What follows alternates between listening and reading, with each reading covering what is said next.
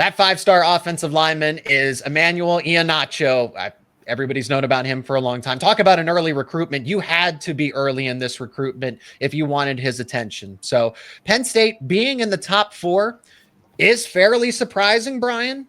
I thought that, hey, I think it's surprising that Maryland's not in there. So Penn State kind of takes that place of Maryland. Don't know what happened there. Honestly, don't really care. But Penn State is going up against Oregon, who I would say is the prohibitive favorite. Auburn's in there as well. You've been covering Auburn fairly a lot recently, so you can speak to them a little bit. And LSU. So a mix of the West Coast, East Coast, and the SEC. This top 4 is kind of crazy, if you ask me.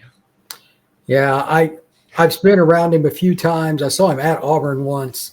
You don't need a guide to figure out which one Emmanuel is. He's 350 pounds, and he is a big. He could play day one. Yeah. He's very athletic. His size is ridiculous. He's got massive hands. He's got all the traits you're looking for.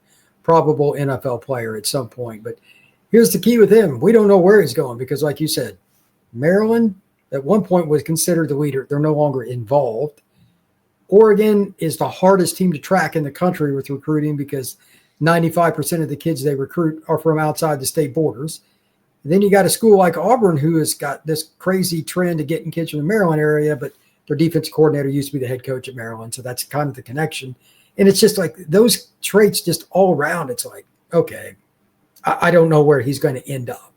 So I'm curious to see if Penn State is a viable option, if a lot of his decisions NIL. I know Penn State, you go have to talk about this, but if Penn State stepped up their NIL some, but like Oregon's is on another planet. Is it really?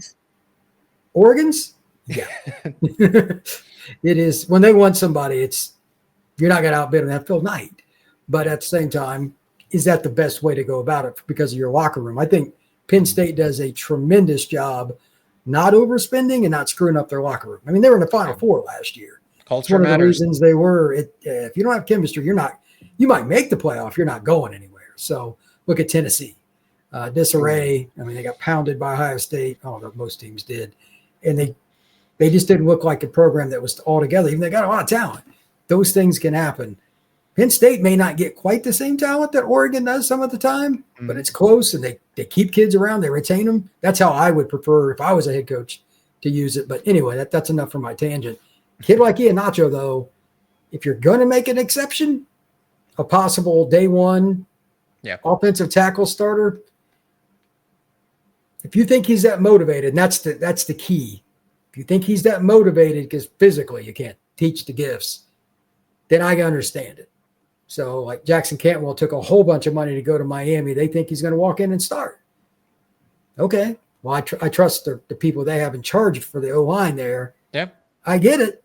They're probably going to lose their offensive tackle, Maui Noah, and they'll just replace him. Penn State's got a great O-line this year, but they got a lot of upperclassmen. So I'm sure he could at worst play guard as a freshman and maybe move to offensive tackle. Would it shock me if Penn State made a run at him in terms of NIL as well? No.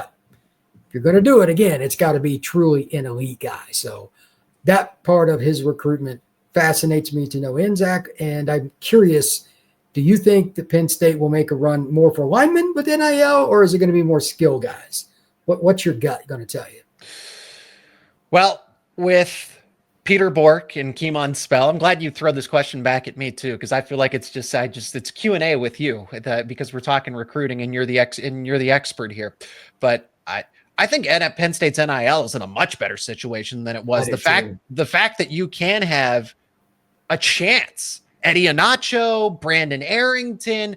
I mean, Brian, I think this is because Nicholas Singleton and guys that Penn State has a really strong connection with because they're in state. So it's almost like I don't want to call it a guarantee, but this one's easier when they're out of state and you're going up against the likes of Oregon and Auburn and just school. Miami of Florida's not in this recruitment here, but they could be if they really wanted to. They went with Jackson Cantwell. So be it here. It's interesting because these conversations at least haven't happened as much in the past 5 years where it's, Penn State's in the mix for somebody that has 5 or 6 other suitors. No, we're talking about prospects that you wouldn't think, Penn State might get a 5-star here and there, and that's great. That's something. But for a top 5 player in the nation, right? This isn't a fringe, and I don't want to dismiss it like this, a fringe 5-star. But Iheanacho being a top 5 player and Penn State having a legitimate chance, he could start the following season. Penn State's going to lose the 4 out of the 5 starters, and Penn State could lose more if Anthony Donko ends up going into the NFL draft early. So there might be a completely brand new starting 5 going, well, Cooper Cousins will be back. So there will be 4 starting spots open potentially in next year's offensive line. So if they're pitching Iheanacho to come in and start right away somewhere, probably work out. Why not? Why not? And again, not everybody begins their college career at left tackle. Sometimes it's a different spot. Maybe he's a platoon player. Maybe he's the big tight end. Well, what a big tight end that would be. There's a million ways to do that kind of stuff. That'd be kind of funny in a way, actually. Yeah. That would be something they try to do. But Penn State's not dying for O-line help by any means. They've recruited it well. Yeah. But again, if you're going to spend the cash, do it on somebody like that.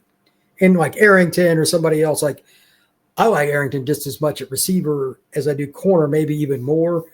But I think Penn State wants him at corner, if I remember correctly. But if he called him and said, I'm not coming unless you take me at receiver, they would take him at receiver. I think they'd make him an exception. Yeah, so there are some exceptions like that. And he's a California kid. You might have to do that to get him to come to Penn State. So be it. You know what I mean? Like, great players like that, you have to find the extra loophole to make it work. Who knows? Maybe that's the way it goes. I like Penn State's chances a lot better than I would if we had this conversation. Say this, Iheanacho's in the top 4 a year ago at this point in time with where Penn State's NIL used to be. I'd say no chance. This is just for fun. It's just out of respect because Penn State was early in his recruitment. I do think that beating Oregon is going to be tough for obvious reasons, but Penn State has an official visit. They make his top 4 very recently. I give Penn State just as much of a fighting chance as anybody else. I think they're in the same. I think Oregon's the leader, but I think Penn State chances are just as good, if not better, if not slightly better than Auburn and LSU respectively. I wouldn't be shocked by that. They got the distance factor in their favor and they're winning. No offense to Auburn, but they got a long way to go in that department. They didn't even make 500 last year. And then you have the situation at LSU. It looks like they're going to be pretty good this year, but they've underachieved for a couple of years in a row. Yeah, Oregon is the one that I think that's the biggest competition to me because they're recruiting well.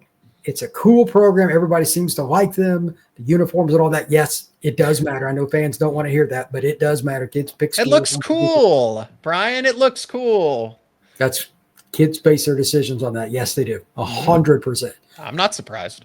And sad, but that is also true. Anyway, their O-line's done pretty well too. Penn Sewell, some of the other guys that have come through there recently, they just had a guy go late in the first round this year. So they're producing guys too. I think this could end up being a Penn State-Oregon battle down the stretch. And I don't know him well enough to say that I know what his number one criteria is. Only been around him once where I really had conversation with him. But Emmanuel Iheanacho is a guy you try to figure it out because that's a future National Football League offensive tackle. Your classic Big Ten recruiting rivalry, Penn State versus Oregon.